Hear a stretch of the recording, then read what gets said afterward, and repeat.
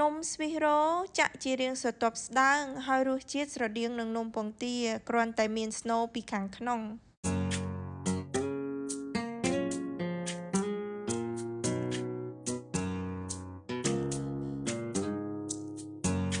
ស្ដីថ្ងៃនេះខ្ញុំចង់មកបង្ហាញបងប្អូនទាំងអស់គ្នាពីរបៀបធ្វើនំម្យ៉ាងដែលមានឈ្មោះថានំ Swiss roll នំមួយមុខនេះវាមានរសជាតិឈ្ងុយឆ្ងាញ់បងប្អូនអាចញ៉ាំទទេក៏បានឬក៏ញ៉ាំជាមួយកាហ្វេទឹកតែរឹតតែឆ្ងាញ់ចឹងកុំឲ្យបងប្អូនរងចាំយូរយើងទៅមើលពីវិធីធ្វើទាំងអស់គ្នាគ្រឿងផ្សំរបស់យើងមានដូចជាម្សៅពោតម្សៅមីពងទាចំនួន4គ្រាប់ស្ករសមួយចំណែកទៀតអំបិលទឹកក្លិនវ៉ានីឡាប្រេងឆាទឹកខ្មេះនិងទឹកដោះគោយើងទៅគោះពងទារបស់យើងចំនួន4គ្រាប់យកផ្នែកក្រហមហើយនិងផ្នែកសយើងដាក់វាដោយឡែកសិនណា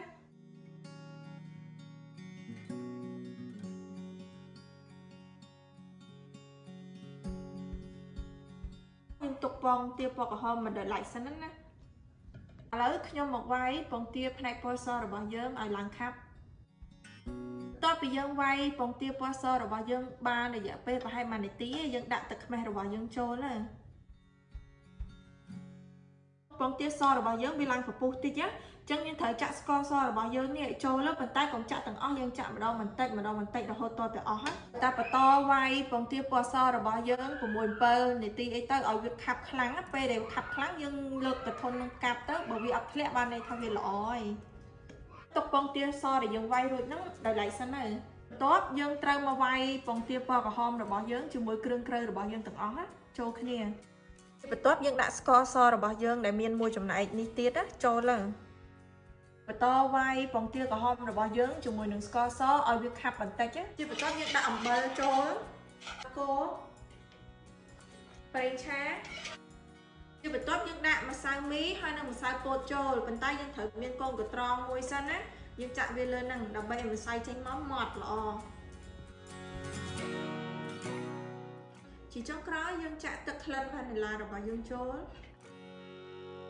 បន្ទាប់ពីយើងកូរវាមកសន្ទុះរួចមកឥឡូវយើងយកពងទាពណ៌សរបស់យើងមកដាក់ចូលហើយកូរវាឲ្យសព្វម្ដងទៀតយើងដាក់ពងទាសរបស់យើងចូលប៉ុន្តែយើងត្រូវដាក់វាម្ដងបន្តិច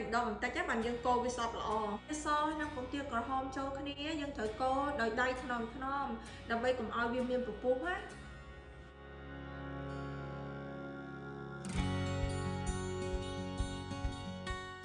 របស់យើងបានលាយរួចហើយអញ្ចឹងយកវាមកចាក់ដាក់ថាសបងប្អូនត្រូវតែមានថាសមួយរាងធំបន្តិចណាហើយយើងមានកដាស់មួយសម្រាប់គ្រាប់ពីក្រមនឹងយើងដាក់កដាស់យើងត្រូវបាញ់ប្រេងឆាយើងឲ្យជាប់នៅលើនឹងសិនដើម្បីឲ្យកដាស់នឹងវាជាប់យើងចាក់នំរបស់យើងចូលឲ្យរាបស្មើស្ដើង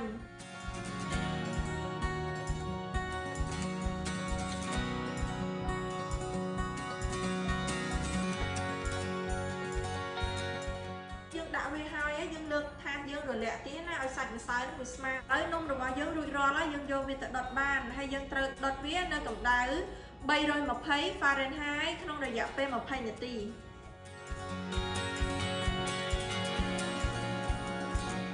ហើយនំរបស់យើងបានឆ្អិនហើយអញ្ចឹងយើងមានកូនវែកស្ដើងមួយ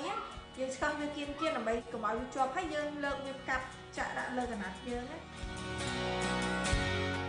យើងកាប់វាហើយឥឡូវយើងបកកណាត់នឹងចេញហើយយើងទុកនំយើងឲ្យត្រជាក់នំនេះមានរូបរាងជ្រួញឬក៏ពេលបងប្អូនបកกระดาษមកវាជាប់នំនឹងនៅលើกระดาษអត់មានអីពីព្រោះថានៅលើហ្នឹងយើងត្រូវប៉ាតគ្រីមវាពីលើអញ្ចឹងមើលអត់ឃើញទេហើយយើងទុកនំរបស់យើងឲ្យត្រជាក់សិនទៅយើងទៅធ្វើ snow របស់វាម្ដងហើយខ្ញុំនឹងមកធ្វើ snow សម្រាប់ដាក់ក្នុងនំគឺជា heavy cream ដែលខ្ញុំប្រើបងប្អូនអាចប្រើមកអីក៏បានដែរប៉ុន្តែឲ្យតែមានឈ្មោះ heavy cream អញ្ចឹងណាមាន heavy cream ហើយនិងស្ករសឥឡូវយើងចាក់ heavy cream ចូលហើយខ្ញុំនឹងមកវាយ heavy cream ប៉ុន្តែយើងត្រូវប្រើកម្លាំងម៉ាស៊ីនរបស់យើងនឹងតិចសិនទៅតែយើងដាក់ខ្លាំងវាខ្ទាតណាហើយយើងវាយមកសន្ទុះចាំយើងដាក់ស្កររបស់យើងចូលស្ករសចូលយើងដាក់ម្ដងបន្តិចសិនណាហើយយើងអាចតម្លើងម៉ាស៊ីនយើងទៅរៀងខ្លាំងបន្តិចបាន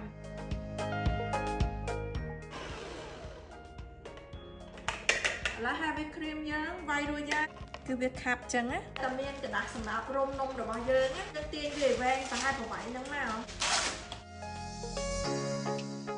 nông rồi bao nhóm nhôm vô mà đã lơ cái lại dịp smile chẳng á hay dân vô snow tại đã về tờ đặt vì ở smile nên lơ nắng á ná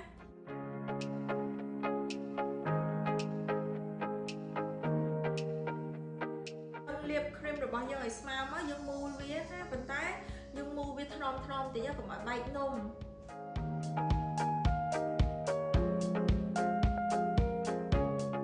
dân mua vi rồi máu dân thời vô với mà đạn lên cái đạn này nhá dân rong về chất chọc nông dân ruột dân thử mua hàng trong vía dân mua ở tăng làm bay anh nông nó bên này lỏ nông bao giờ á bàn mua tục rồi dây chân nhân vô vía tục nước nông tu tụi có lạnh thon mà đá không đâu giả pem mà màu cả lát tơ pi màu cắt việt tất mọi việc bài chứ lấy nông dân và to pi màu nó không tu tụi có được mốt trong dục về mà cắt đã chán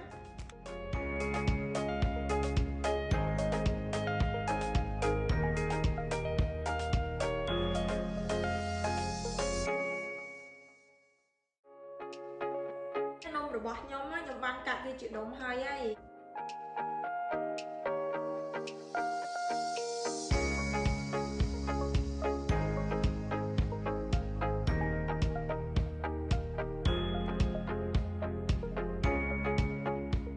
Sweet Hero bao giờ rồi lại chân nhom tập lụi bọc ơn mơ